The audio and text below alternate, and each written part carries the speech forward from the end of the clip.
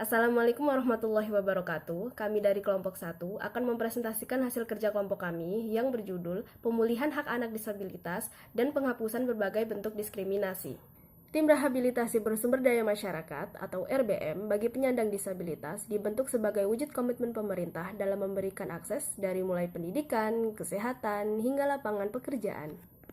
Diskriminasi berdasarkan disabilitas yang dimaksud adalah setiap pembedaan, pengecualian, atau pembatasan atas dasar disabilitas yang berdampak pada peniadaan pengakuan, penikmatan, dan pelaksanaan atas dasar kesetaraan dengan manusia lainnya terhadap semua hak asasi manusia dan kebebasan fundamental dalam bidang politik, ekonomi, sosial, kebudayaan, sipil, atau lainnya.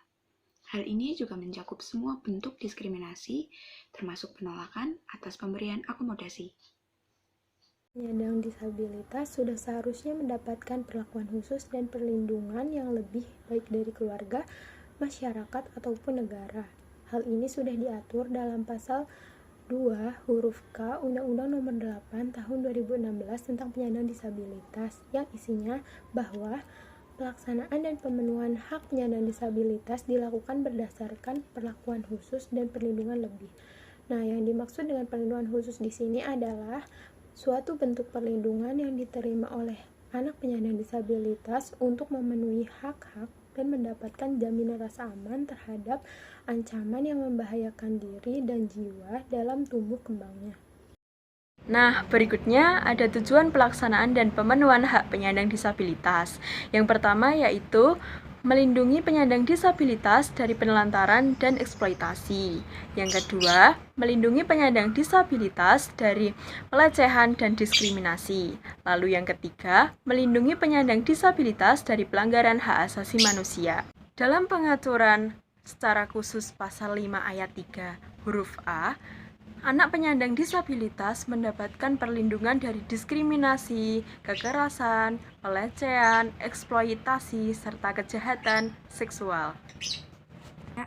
Republik Indonesia tahun 2011 nomor 107 tentang ratifikasi konvensi internasional hak-hak penyandang disabilitas sebagai upaya pemajuan, penghormatan, pemenuhan, dan perlindungan hak-hak kaum disabilitas di seluruh Indonesia dalam memperkuat komitmen untuk memajukan hak asasi bagi disabilitas. CRPD, Convention on the Rights of Persons with Disabilities. Ada 8 prinsip yang terdapat dalam CRPD. 1. Penghormatan atas martabat yang melekat, otoritas individual termasuk kebebasan untuk membuat pilihannya sendiri, dan kemandirian setiap orang. Yang kedua, non-diskriminasi. Yang ketiga, partisipasi penuh dan efektif, serta keterlibatan dalam masyarakat. Yang keempat, penghormatan atas perbedaan dan penerimaan bahwa disabilitas adalah bagian dari keberagaman. Yang kelima, kesetaraan kesempatan. Yang keenam, aksesibilitas. Yang ketujuh, kesetaraan laki-laki dan perempuan. Dan yang terakhir, penghormatan atas perkembangan kapasitas penyandang disabilitas dan penghormatan atas hak penyandang disabilitas untuk mempertahankan identitas mereka. Nah, selanjutnya ada faktor penghambat perlindungan hukum terhadap anak penyandang disabilitas, yaitu ada faktor eksternal yang terdiri dari keterbatasan pemahaman dan juga kurangnya kepedulian. Lalu ada faktor internal, yaitu tidak ada keberanian dan keterbatasan dari korban untuk melapor, dan juga tidak ada dukungan keluarga dan pihak keluarga menganggap sebuah aib. Selanjutnya, yaitu upaya pemerintah dalam menghormati hak-hak asasi manusia. Yang pertama, ada pelaksanaan langkah-langkah koordinasi antar kementerian atau lembaga pemerintah dalam rangka sinkronisasi dan harmonisasi peraturan perundang-undangan yang masih belum meminimalisasi ketentuan yang bersifat diskriminatif dan bertentangan dengan hak-hak dasar manusia. Nah, langkah ini termasuk upaya peningkatan kapasitas pembuatan kebijakan dan hukum yang memiliki pemahaman dan perspektif yang sesuai dengan prinsip-prinsip HAM. Nah, yang kedua ada penguatan kapasitas penegak hukum dan masyarakat. Nah, penguatan ini baik dari sisi pemahaman termasuk substansi hak-hak asasi manusia maupun dalam rangka sisi penegakan hukum yang menghargai dan menghormati hak setiap warga negara. Nah, yang terakhir ada penyelenggaraan pelayanan publik yang optimal. Nah, pelayanan ini disertai dengan perlakuan yang tidak diskriminatif, keterbukaan informasi, transparansi, dan akuntabilisasi, sesuai dengan standar pelayanan minimal.